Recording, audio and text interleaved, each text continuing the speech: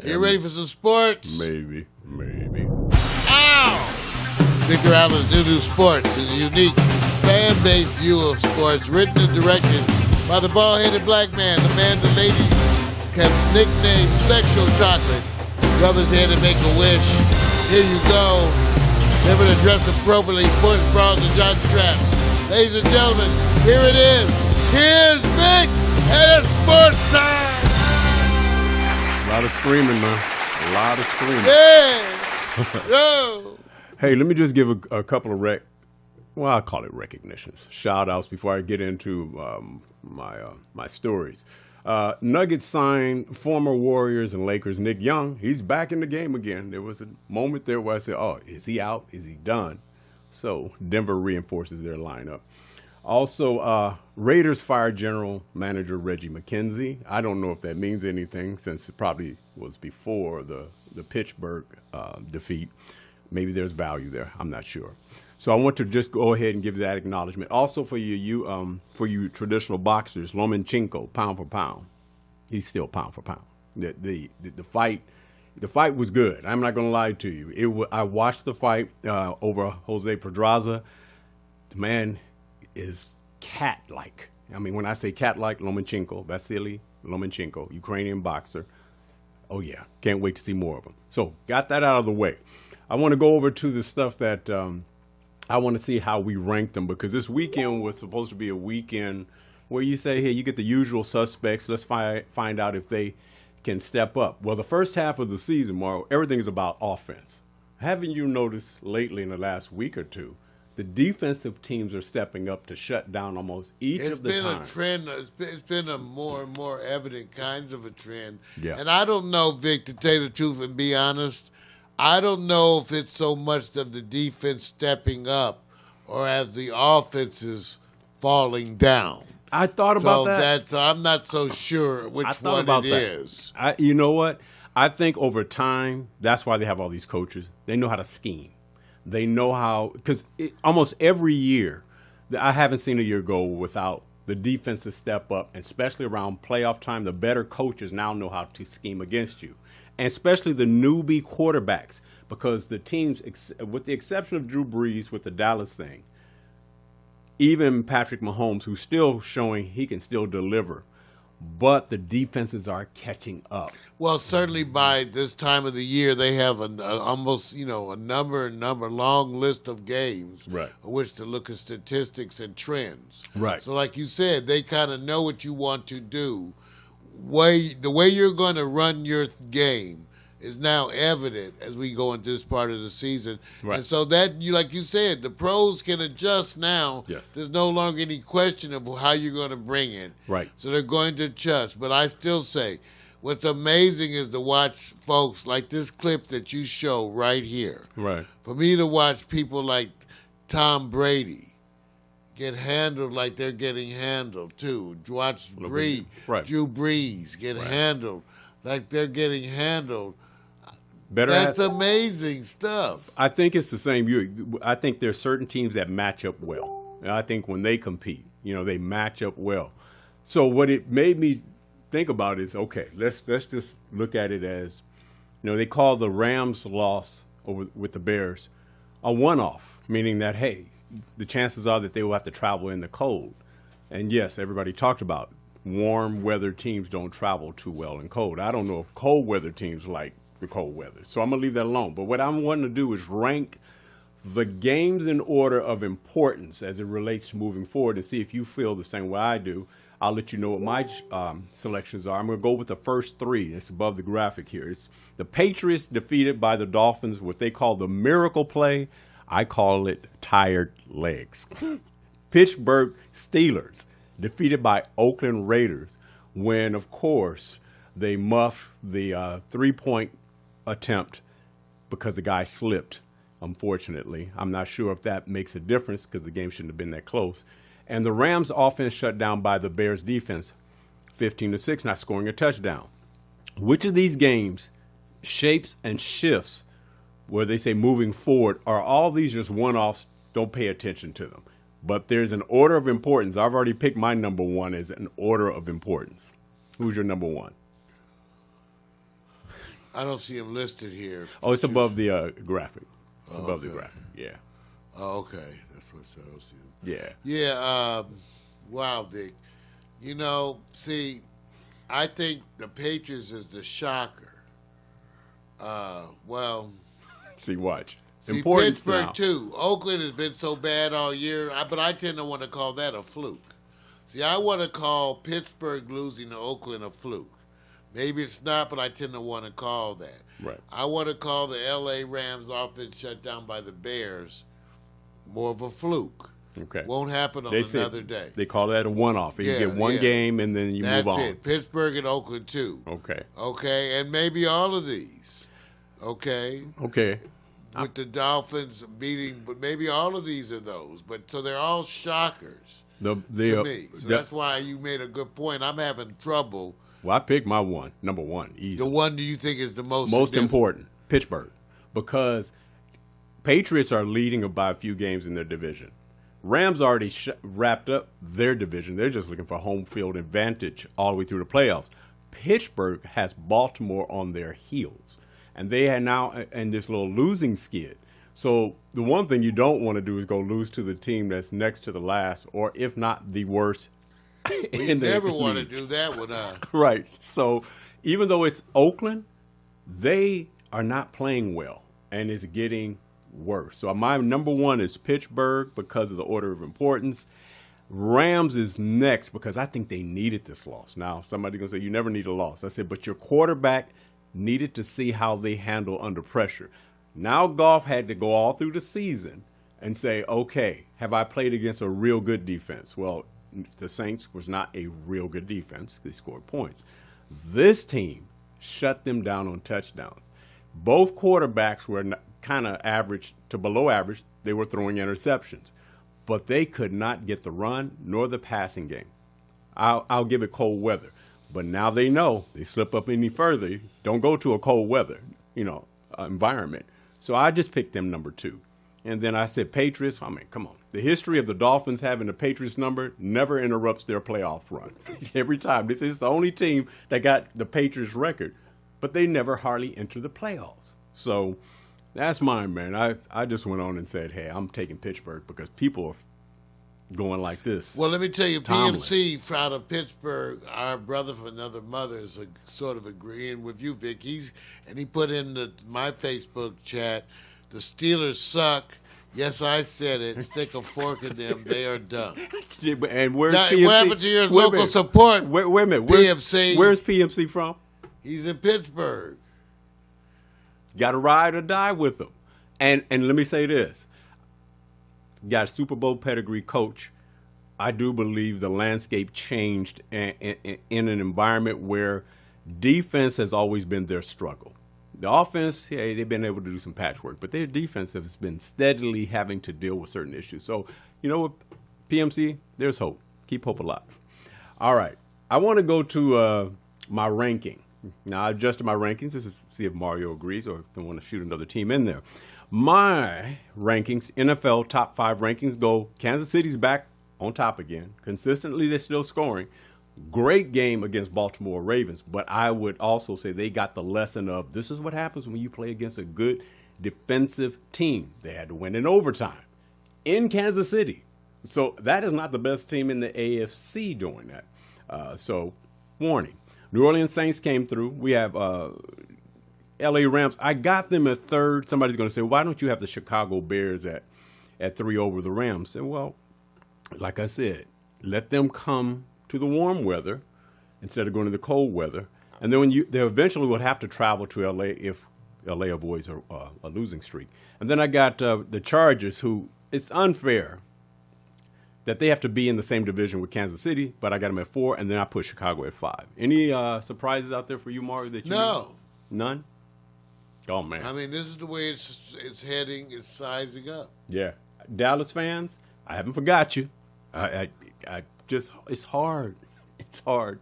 Well, just to me, if you had to give the top 8 or the top 10 ranking, right, then that would be interesting for me to see. Right.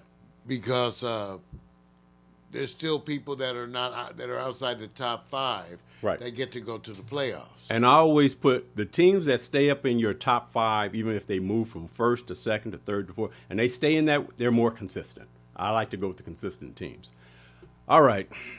You know, year round they say it's hot seats for Mario. It's always hot seats for the coach. But I always say, well, let's see if we can predict, because you know you are a sports guru. You may have marijuana for dummies, but people don't know that your intellect and insight in football is unbelievable. So what we're going to do is look at these teams and say who will probably have coaches that are new and not currently on staff this year. And we're going to go to the teams I've listed. New York Jets at 4-9, Cincinnati 5-8, Jacksonville 4-9, Atlanta 4-9. There's some usual players that stay always in that area, but there's some new players in that area that just kind of shocking that they're at that level. Any coaching changes? I think all of these teams. Well, I think they're shocked to be playing at this level, even though the New York Jets seem to be mired in mediocrity. I think they're shocked that they find themselves consistently in that. So, right. But I think Cincinnati, at some point in time, even though they are very loyal to Marvin Lewis, he is the most tenured coach, right? He's the most tenured coach behind Belichick in the NFL. We said, okay, so now that may be time for him to move on. Right. Okay, so all of these could go. You know, what we're doing is trying. The New York Jets, I think, is almost a given. It's okay. Jacksonville, playoff team that almost went to the Super Bowl, now at 4-9. Do they pull the plug, or is it too soon? I mean, for 2019 now. It doesn't matter what they do the rest of this year. They can go on a winning streak, but it doesn't look like they're anywhere close. And they got all the same defensive players they had from last year. There's no change. No, I think they may pull the plug. Okay. Yeah. Atlanta Falcons haven't recovered from that Super Bowl 2 years ago. And they're like way down. Who do you think will probably get pulled between those two? Because I'm picking Jacksonville and Atlanta. I think Jacksonville will be pulled. I think Atlanta, they'll hang in a little longer. You think they'll go? Okay, not bad. We're on the same page. I'm saying Jacksonville as well too. All right, you guys. I want to give a moment to those who, when they think that something can happen that's unique, it's amazing that professionalism in other countries is rewarded as well when you're, achieving what they call greatness. But then sometimes you can get caught up in the wrong place at the wrong time.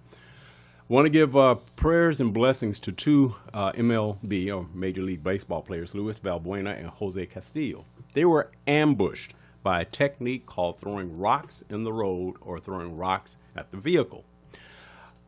On December 6, 2018, Valbuena, Jose Castillo, Carlos Rivero were coming back from Caracas. The three were in a car driven by Rivero's chauffeur when the car struck a rock in Yaracuy, kill it, whatever I think it is. The driver tried to avoid it but crashed. Rivero and the driver survived, but Castillo and Valbuena were killed. In Venezuela, bandits often put rocks in the road or throw rocks at cars in an effort to cause them to wreck. The bandits then rob or kidnap the victims. I just want to acknowledge, first of all, unbelievable that there is kind of this thing where we don't care who's in the car. We're just taking, over the roads. Wow. This is how we do it. It is amazing to me. If you want to see the damage that was caused, you can go to the next photo. And I said, because of the technique they're using. First of all, I haven't been able to get a crash scene photo, but the damage to the car is extensive. So, wanted to just sit back and say, hey, look, I know this happened earlier. They've already given reports. There were two young players. Luckily, someone did survive. But, hey, I'm saying this, you guys. Sometimes you got to be very careful about where you go, where you travel. I'm not saying that it can be far greater or worse anywhere else, but know the landscape. Obviously, this is their native country. And for them, they were probably totally unaware. But I'm pretty sure they were probably thinking, well, we have a chauffeur, maybe nothing will happen. And sadly, prayers and blessings to the family, man. I just had to give a recognition to this because the way they go about doing this is just unbelievable to me. So really wasn't to say too much. It's just shocking to me when I heard this is how they go about doing it. Want to go to the next story. This one, we are making history, or history has been made, when you have the first boxer to fight as a woman and man. First transgender male boxer in U.S. history. Patricio Manuel was born a girl. However, the Los Angeles boxer has undergone gender reassignment surgery and is now a man. Wins first fight as a man last Saturday with unanimous decision victory over Mexican super featherweight Hugo Aguilar in Indio, California. Before we go to the next photo, I have two questions. And I'm just using common sense. When you have to go to the dressing room and get ready for the weigh-in or whatever, which dressing room do you go to? That's number one. Number two is, how's there a difference in hormones when, of course, the legislation is that you're not supposed to have anything that would be considered, say, steroids. Mario, you would know more about this than I would. So if all of a sudden he becomes champion and wins out and says, I am now the title belt holder, does now the hormone therapy play a part that someone like Luis, who lost, says unfair, not fair? Is it, or is there a controversy, or is it nothing? Well, I think in terms of the first question, where do you go? What dressing room do you go to? You go to your dressing room. It's not a group dressing room. It's your dressing room. So Right, you go right. to your dressing room. Right. In terms of the other things, that's to be determined. You have an evolving area of medicine, which really has a lot to do with the fact that they totally botched it in the previous years. In other words, and it wasn't so much that just say medicine botched it, it was that everybody, we never had understood the difference between gender, sexuality, and how they were either linked or not linked. Right. And so that was part of the thing. The fact that we learned that there were regularly occurring genetic variations of this type. Mm-hmm. That's what's groundbreaking for us to recognize as individuals that individuals are born every day. True. With some kinds of variation of their genetics. Right. So they're not making this up. Nope. This is how they are born. This is what they live through. This is what they have to deal with in order to establish who they feel they are themselves, which is an extremely complex journey. So all I can say, Vic, is wow. Yet to be determined. To me, it's totally natural that we don't know what to do. We don't. We don't. We don't, because We don't at know. this point right now, full off whatever the choices Pat made to get to the lifestyle he wanted, fine. But now you're in a place where everybody argues against illegal substances in the body that enhances the ability to compete even overwhelmingly. Will that be unfair moving forward? No, because here's the point about that. First of all, just so you guys know, people have to come to an agreement and vote and all the other kinds of stuff about what substance contributes to what degree and is considered to be banned. Part of the whole issue with steroids is because steroid metabolism is complex, is people constantly design new products to intersect with this whole steroid metabolism at various points, and so they technically aren't legal. Right. They aren't legal because they've never been known before until True. they find them to make the legislation. So Right. there's a whole, in and of that, I've said before, when the issue of steroid use in some sports is so prevalent, as if to be, they said to single out anyone is to be selective. True. So in that case, you need to deal with the issue of steroids in a different way. True. These are steroid treatments for established medical condition. So in terms of that, you can look at it. But believe me, if these same individuals were to use other steroids, which is not the steroids that they use to maintain their sexuality, Victor, aren't making them muscle up. I know that. So if they're Just doing taking the fine other line. enhanced steroids that are illegal, they would be subject to the same things as anybody else. And no one knows. We're just going by what's reported here. So yeah, they're reporting it in a way to make you think it's an issue where it's not really an issue. Right. If they take the steroids that are banned that tend to give them added muscle mass and all that, right, then that's one thing. Yeah. The steroids that have maintained their sexuality will have limited effects, but some. Right. But way less effects on that. Right, and I think nobody cares. And let me just say this: Luis, who lost the fight, the story was embedded way down below. He was 0-7. So. Oh well. So and I'm not. I guess to be the first one. Right. Wait, I'm not trying to laugh, Luis. I'm just saying, man. It is. You are laughing. No, Luis. Let me just say this. The story can't gain momentum when they go like, we can't even give you a background on Luis because he's 0-7. No, because he's the first one to get beat by the bitch. No, I didn't say the B word, you did. I'm just saying that's the kind of stuff I can just tell you the Twitter stuff. Right. It ain't mine, but you know they're going to be cruel. I know. You know they're going to be cruel. If I was Luis, I would be going unfair. I'm glad that he's able to make this up, that the other boxer is able to make that transition. Yeah. We just have to deal with the whole transgender thing because we're not comfortable with no parts. Everybody's no parts. You see, all the opinions is unbelievable. I just feel like Luis is going, it's unfair. I could have been at least 1-6. I could have been a contender. Right. All right. Could have been a contender. All right. All right. Going over to NBA holiday players. Everybody in the holiday season. And sometimes you get shocking results in games. And sometimes you just get the regular games, and that's how it is. I want to give some recognition to the Lakers because out of all that was going on, here they are only a game and a half out of first place. The Clippers, 1 game out of first place. The reason why I say holidays, because the holidays take on a different period in time.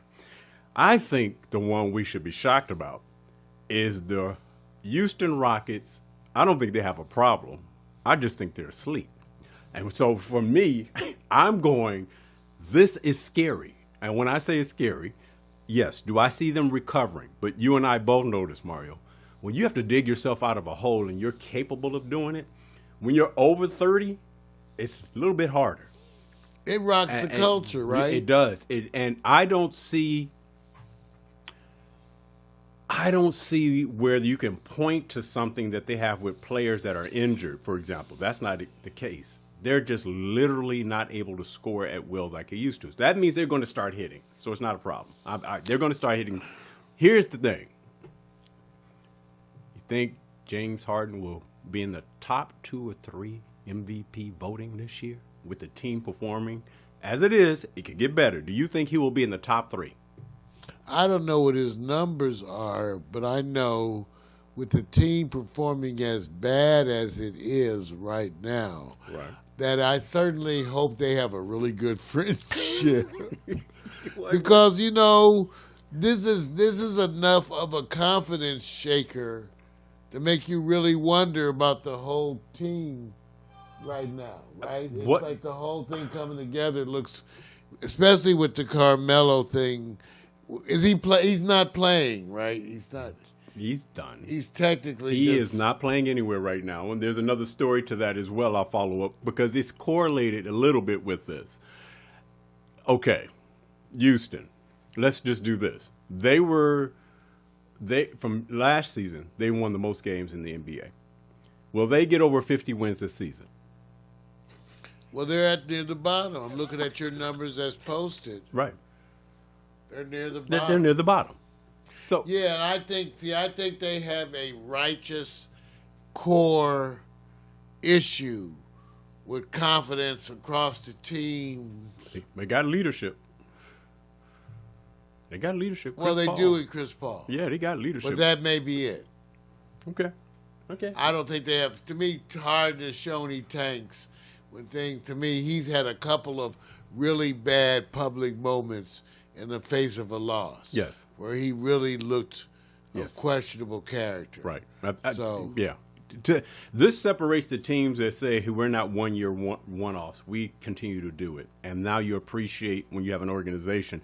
Houston, that's their first year last year of hitting that switch, and all of a sudden we didn't expect them to compete that well and actually literally take Golden State up to a level where they say, hey, next game loses, we're the champions, had it not been for the injury to Chris Paul.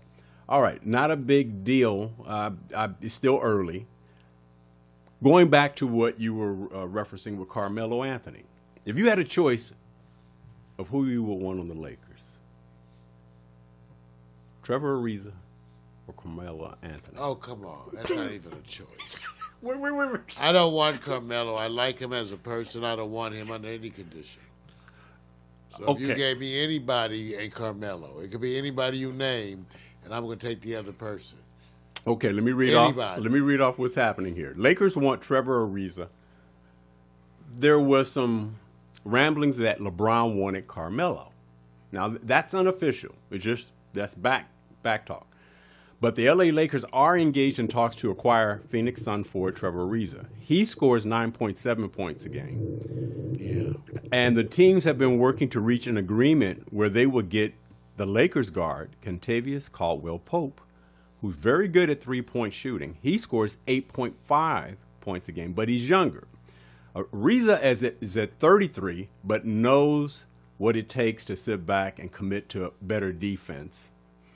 Kentavious can get better, but they got to negotiate this. As part of the potential larger deal, they're probably trying to throw in another player or a draft pick. We don't know. You already are going like this. Trevor came from that game last year that was part of that unbelievable collapse where Houston went like 0-25, and he was part of that.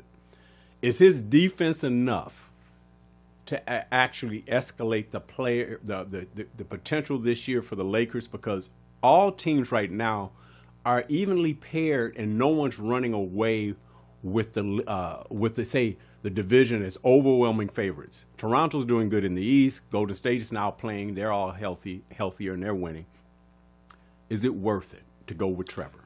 I don't think so. I think the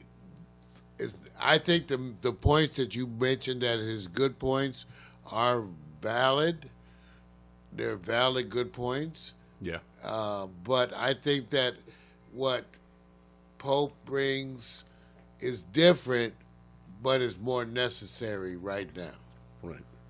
I actually like the role he plays when he comes in. His ability to turn it on and bring certain things as a spark. And I treasure that more than I treasure Ariza, his defense.